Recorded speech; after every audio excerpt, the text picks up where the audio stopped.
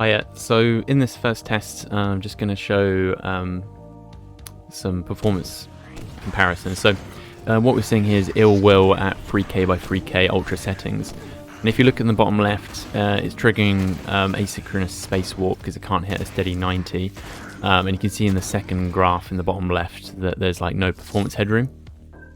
And this game, it's a relatively new engine, but doesn't have DLSS or any upscaling technologies. And this could be in a lot of games actually that we've tested that don't have DLSS. And what we're going to be testing is the temporal anti-aliasing upsampling technique that's within Unreal Engine games that you can turn on in the Engine.ini settings. So yeah, so that will be a good solution potentially for the UEVR. So yeah, I'm just going to play out this gameplay clip right here. You can see me bunny hopping everywhere. But yeah, so I'll post a link to the documentation page.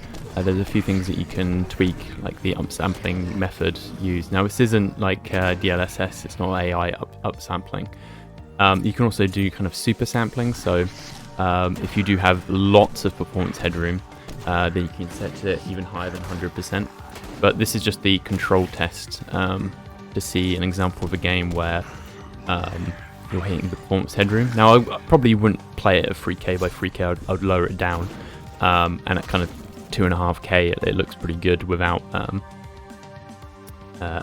any upsampling. But as I got a 4090, I just kind of want to show an example where you're hitting the headroom for performance. So I'm just going to kill these enemies, and I'm going to end the test when we get to the key door. Now this bit, they've spawned a lot of these monsters. This tends to cause a lot of impact on the FPS. Okay, so we're going to start the new test. So this is 60% upsampling, and there's various different ways that you can pick the algorithm to do it, but I've just used the default. Now if you look in the bottom left, we've got quite a bit of performance headroom now, and it's keeping a solid 90 without kicking into asynchronous space warp. And you got a kind of like yellow bar here, which is pretty good. Now in terms of like the quality that's inside the headset that you can see, it looks pretty close, honestly, to the kind of native image. I mean, it's not as sharp, but it's definitely very playable, and I think looked better than using, say, 2K as an example prior to this. It's a bit difficult to kind of show on video, but in the headset, yeah, this is quite a good implementation.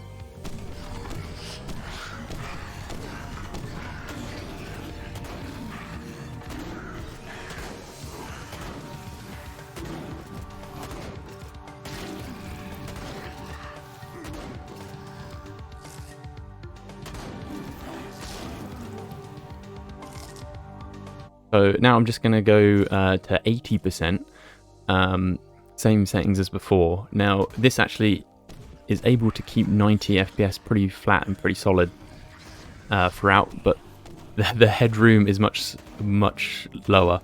So as we get later into this video, as we get towards the end of the section, you'll see it briefly dipping into and turning on asynchronous space warp, because I've got it set to auto. And it will briefly dip down to 45, turn it on, and then come back up again.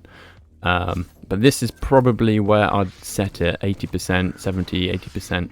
And this looked much closer to the native experience at the start of the video. So yeah, this is going to be a good technique for those games that don't have upsampling. Now this is only for UE4 games after 4.19. So that is the majority of games, but I mean, sadly, a lot of the games, the older ones, definitely won't have kind of DLSS. So games we've tested on this channel recently, like Close to the Sun, would really benefit from that, but it's 4.18. But I can think of a few games that don't have DLSS, or they've only got FSR1, which doesn't really work with the UEVR in native stereo. And to caveat this as well, you kind of want to be in native stereo because the temporal effects are all intact. But yeah, I hope you enjoyed this little performance comparison with this little technique.